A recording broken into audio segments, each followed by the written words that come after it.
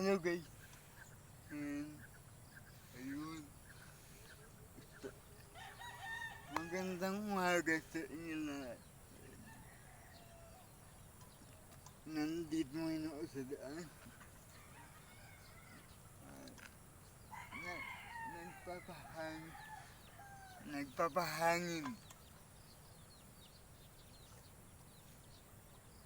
And, sorry kung hindi ako nakakapag-upload ng mga video na ginagawa ko.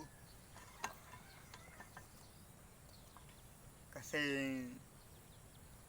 nag-iipon pa ako ng mga video bago ko i-upload para naman hindi kayo mabibitin kung may nagiginig man dyan o kung may nanonood man ng video mag-upload. Nag-iipon pa ako ng video para hindi kayo mabitin sa panonood.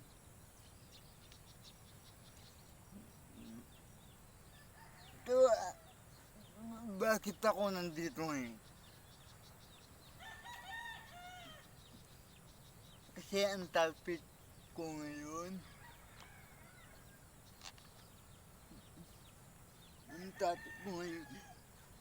meron about sa paligid. No? This time, pag-usapan naman natin kayo mismo.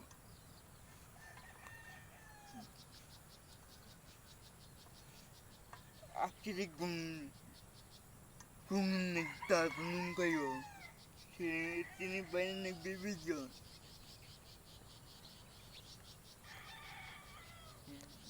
Yung kasama ko dito,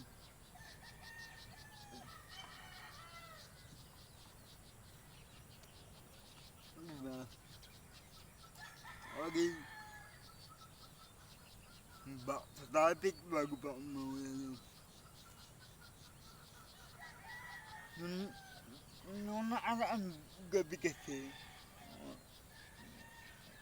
habang ako naiga sa kama,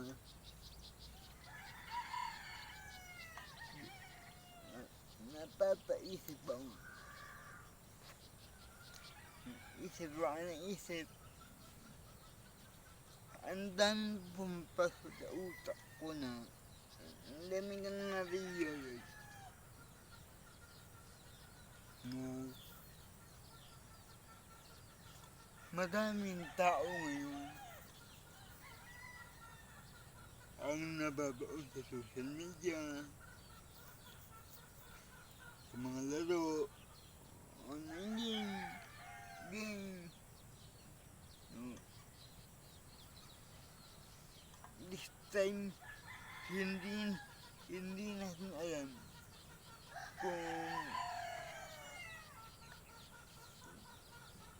kung hanggang ilang oras tayo naglaro, nanonood ng Netflix, nagpe-Facebook, minsan nga hindi na tayo nanonood ng balita. Kung baga, imbes na ang social media yung paandarin natin, bagkus tayo yung pinapaanda ng social media. Kumbaga, wala na tayong panahon para lumabas, magtambay sa labas ng bahay dahil sa social media.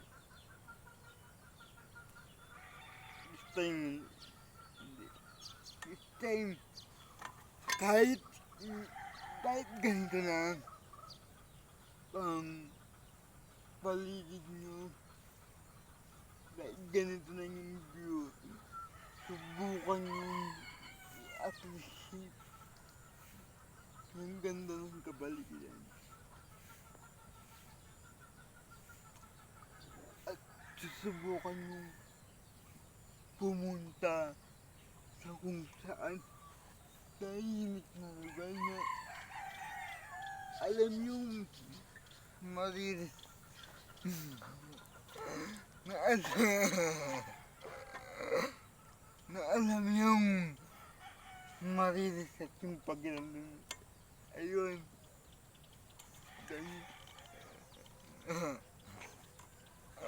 Sorry guys ha. Medyo yung kasing jowa ko na tato ngayon. Gago. Ay, sorry. And then, back to topic na subukan nyo i-appreciate yung ganda ng paligid nyo. Kahit ganito lang, pagkita mo lang. Kahit ganyan lang. Diba parang walang kabuhay-buhay. Parang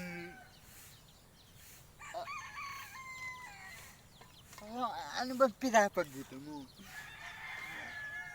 May maganda ba yan? Kung makikita nyo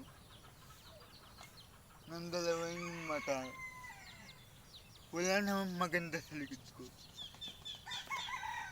Wala siyang malaking lote na punong-puno ng damo.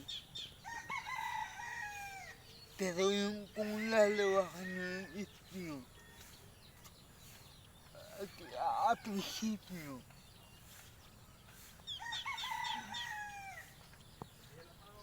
buti pa itong lugar na to.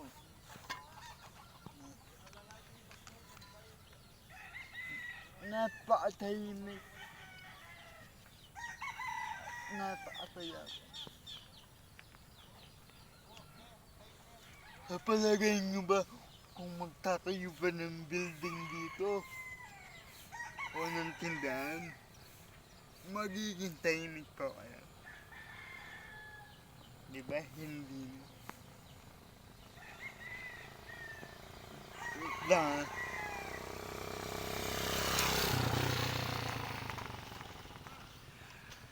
Ang ganda rin.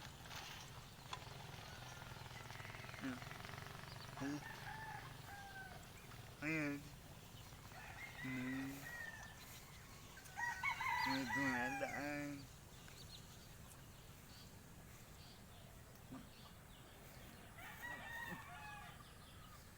Huwag sana ninyong ibaon yung sarili nyo sa social media o sa mga game. Minsan, magtambay kayo. Gawin nyo yung mga ginagawa ng kabataan dati na nagtatambay. Kasi guys, napakasarap magtambay sa labas ng bahay. Kito maglaro lang. Manood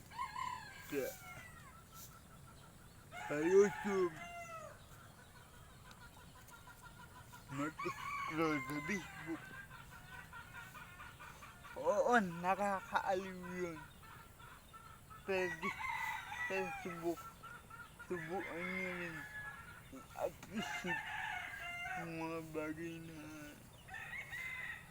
hindi na na-appreciate ng tao ngayon. Kasi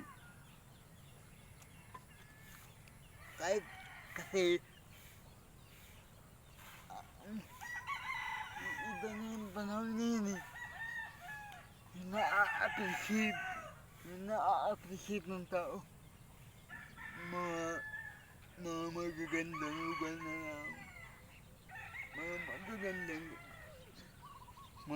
magagandang gadget, magagandang phone, magagandang bahay.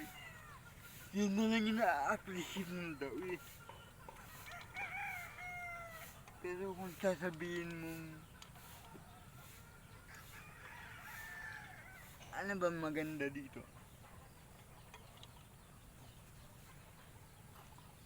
Ang maganda dito is yung katahimikan ng lugar. Pwede kang mag-isip ng payapa. Pwede kang magmuni-muni. O kumain mag-isa. Diba?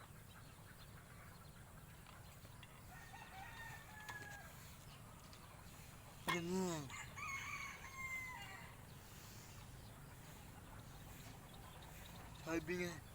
Sabi nga na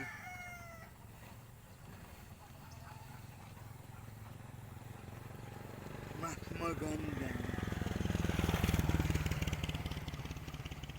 magandang i-appreciate yung mga maliliit na bagay kaysa malaking bagay. Parang ganun din. Mas magandang i-appreciate mga simpleng lugar kaysa sa magagalos lugar.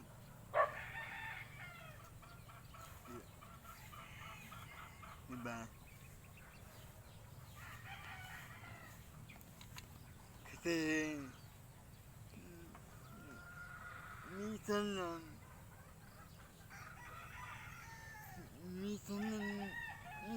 tayo maalabas ngayon. Diba?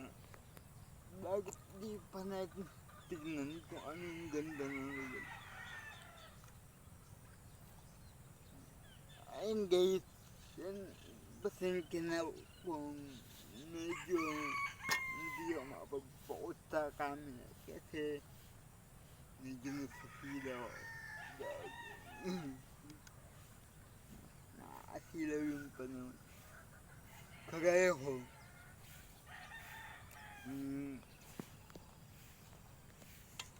yan, mita na lang ako tumambay dito. Yeah. Kasi nga, aminin ko sa inyo, nabaon na ako sa laro. Na-addict ako ng konti sa inyo. Pero kagabi, binura ko yung laro niya. Gusto ko muna mag-enjoy. I-enjoy yung mga bagay na ginagawa ko dahil kasama yung jowa ko. Ganun na. Enjoy nyo guys. Kahit may jowa pa kayo, yayain nyo. Ganda. Sabihin nyo sa jowa nyo na banding tayo na lang. Hanggang ipatikim niyo sa jowa niyo. Kahit huwag niyong dalhin sa magagarang lugar, mas maganda dalhin niyo sa fishbowlan. Diba? Bira na yung mga lagi nagdadala sa fishbowlan yung sa mga babae nila. Diba? Ang gusto ng mga lalaki ngayon, dinadala yung mga jowa sa magagandang restaurant, magandang kainan. Basta hindi naman sukatan yung kung gaano nyo sa kamahal. Hindi naman sukatan ng pagmamahal na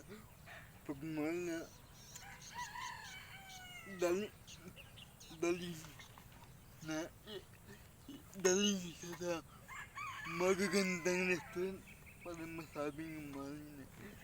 Mahal niya hindi ganun. Okay lang mag-effort. Okay lang okay lang, okay lang i-date niyo yung jowa niyo sa magagandang restaurant. Okay lang yun. Pero tandaan nyo, guys,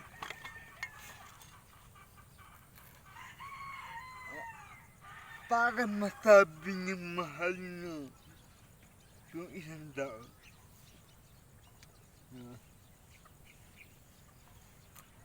kahit, kahit ano pa man ang pagdaanan nyo sa buhay,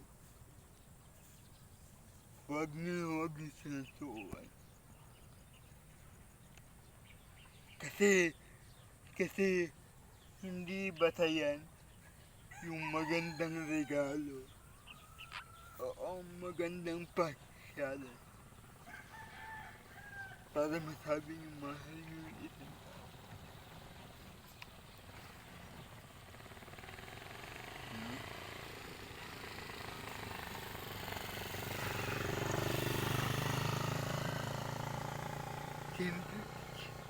Simple lang naman yung gusto ng mga babae.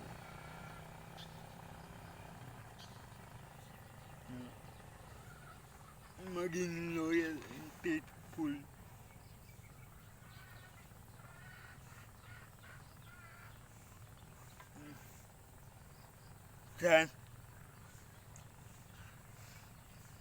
Sa panahon kasi ngayon, madami ng lalaking salawahan. Babaero. Bubuntisin yung babae, tapos iiwan na lang. Hindi dapat ganun. Sinabihan mo siya na mahal mo siya. Sinabihan mo siya na hindi ka magsasawa sa kanya. Ano nangyari? Ba't ka nagsawa?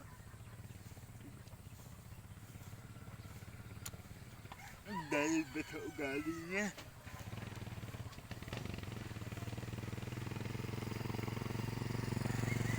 Diba?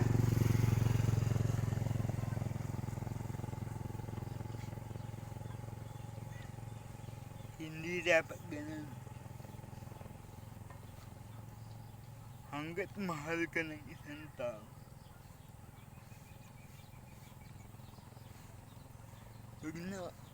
huwag ka dapat magsawa. Huwag ka maghanap ng ibang babae na magpapasaya sa'yo. Kasi ang ending, maghahanap ka ng ibang babae na magpapasaya sa'yo. Ang ending, makikita mo din naman yung pangit niyang ugali.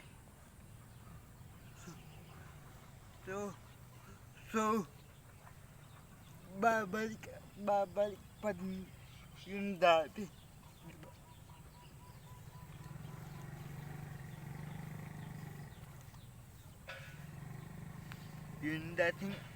Yung dating ugali na ex mo, makikita mo sa bagong tao na napili yung mahalin pagdating ng araw. Minsan nga mas malala pa yung taong napili mong mahalin. Diba?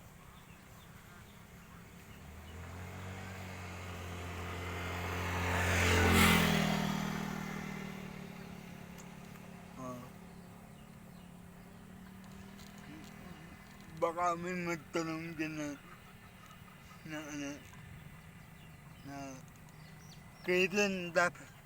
kailan dapat makipag-iwalay. Kapag ang tao ay nagloob o sinaktan ka in physical, doon na yung salitang hiwala. Pero kapag ang tao,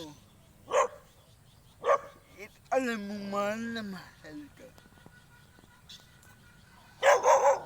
kahit ano pang ipagdito niya sa'yo, no?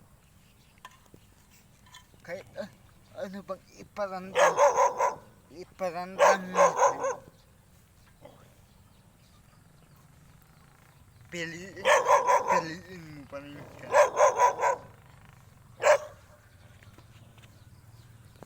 Di ba?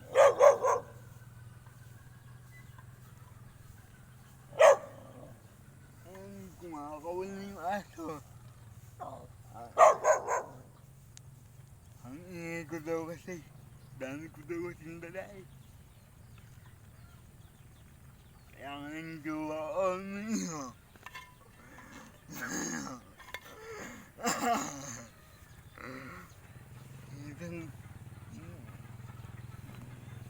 Minsan, ewan ko kung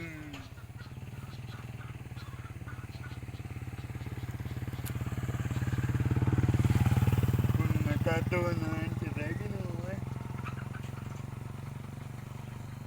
hindi. Ganun kasi yun. At pag-ayos siya, totoong kwento to. Ito, may dalawang magjowa.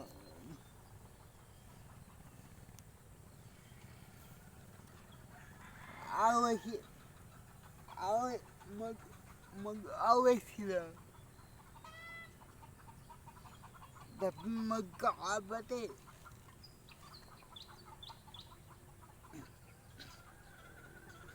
Pero until now, sila pa din.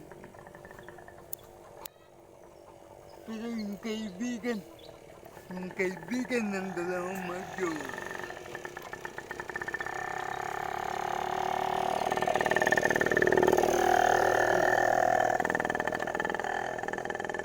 kaibigan ng dalawang magjowa niya.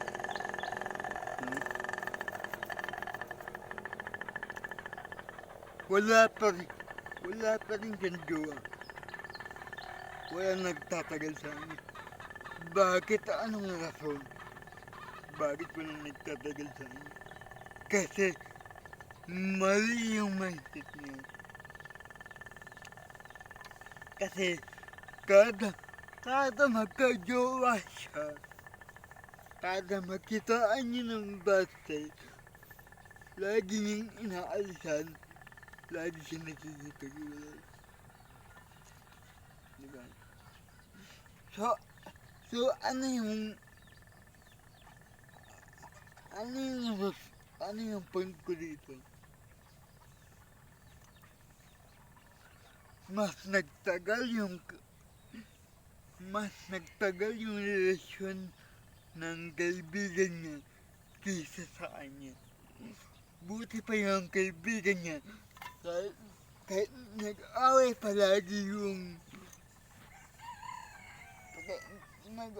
palagi sila magjowa, na nagkakasundo, siya,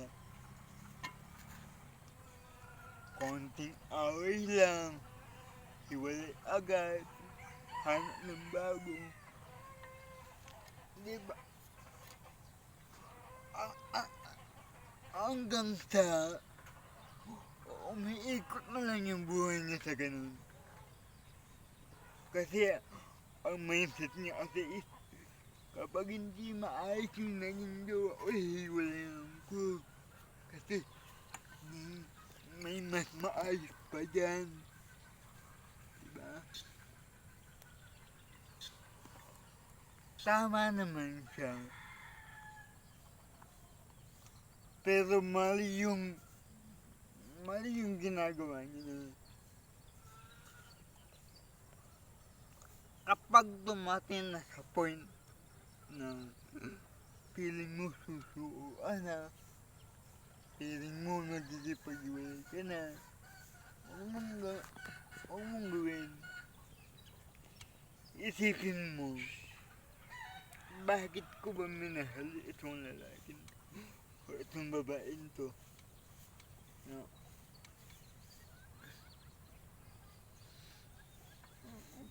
Para lang ba masubukan siya kung magiging compatible kami? Diba? Sa buhay ng tao, wala namang compatible. Lahat tayo magiging compatible tayo kung pipiliin natin. Diba? Sa buhay ng tao, may positive at negative. Hindi na pwedeng positive lahat. Hindi. Kasi kung lahat ng bagay positive, wala nang balance yung mundo. Magiging walang kwenta yung mundo o yung buhay mo kung hindi ka nakakaramdam ng sakit. Hindi mo maa-appreciate yung saya, yung mga importanteng araw ng buhay mo. Kaya minsan, kailangan mong maramdaman yung lungkot, yung inis, yung galit, para ma-appreciate mo yung saya, yung happiness na darating sa buhay mo, ibibigay sa'yo ng mga tao na paligid. Diba?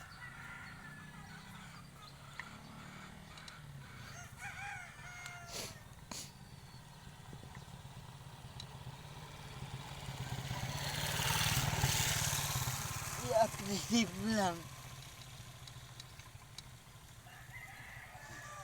I-appreciate niya yung mga bagay na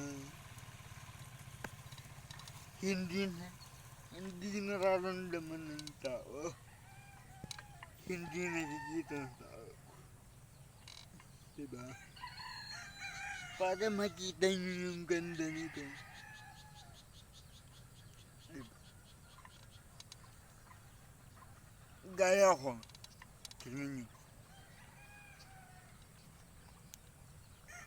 Kung titignan niyo ako, anong maganda sa akin? Hindi ako pogi.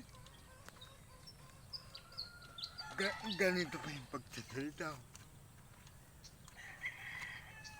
Kung tatanungin niyo yung gawa ko ngayon, mas papagin pa ako sa kanya. So, ano yung maganda sa akin?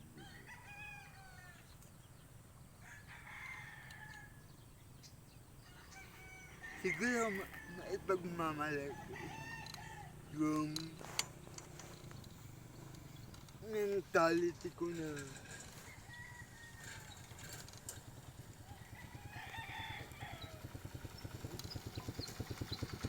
Ang karano mo doon?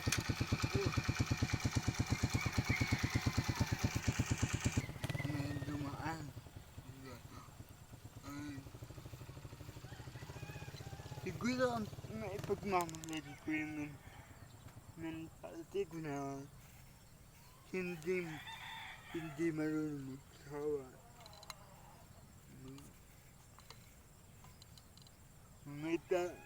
Yung ugali ko na nag-stay ako kahit magulo.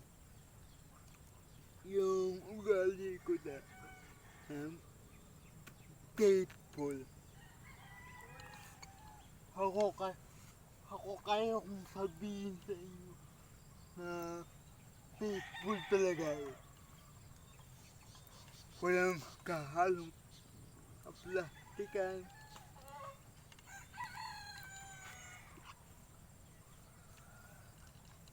Ako kaya kong sabihin sa inyo na hindi talaga ako nagsasawa sa babaeng pumasok sa buhay ko. O sa madaling salita, sa buhay. Kasi yung sa life mo, lahat ng babae is may ganyan pag-uugali yan.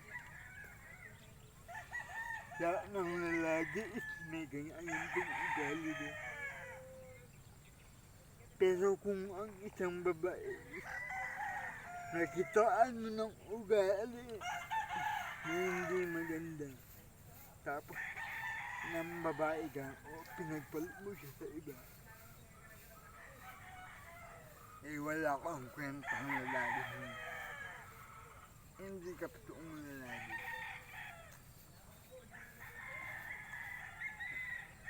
Dapat sa'yo hindi ka na huwag ka na magmahal. Huwag ka na magjowa. Kung ganun yung mentality, kung hindi ka marunong ganun. Kasi kahit naman ikaw sa sarili mo, alam mo na may ugali kang hindi maganda. Bakit mo iniwan yung kaisa-isang babae na nagmamahal talaga sa'yo? Diba? Porket ba na nakuha mo na siya, iiwan mo na. Diba? Hindi dapat ganun.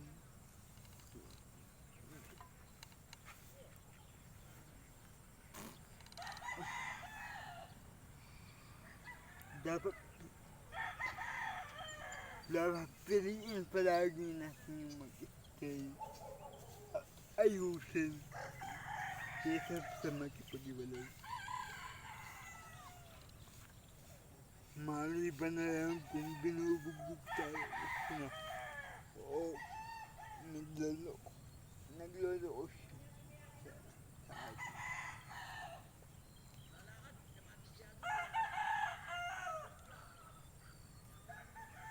Diba?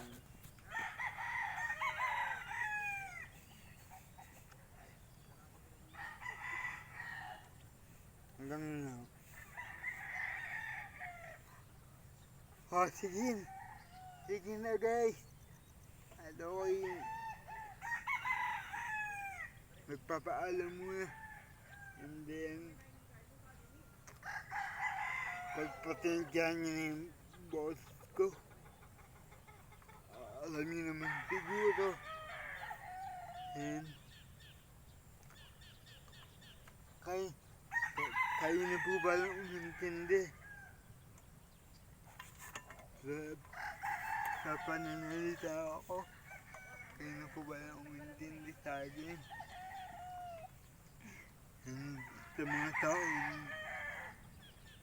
mga taong hirap akong intindihin at ayaw akong intindihin.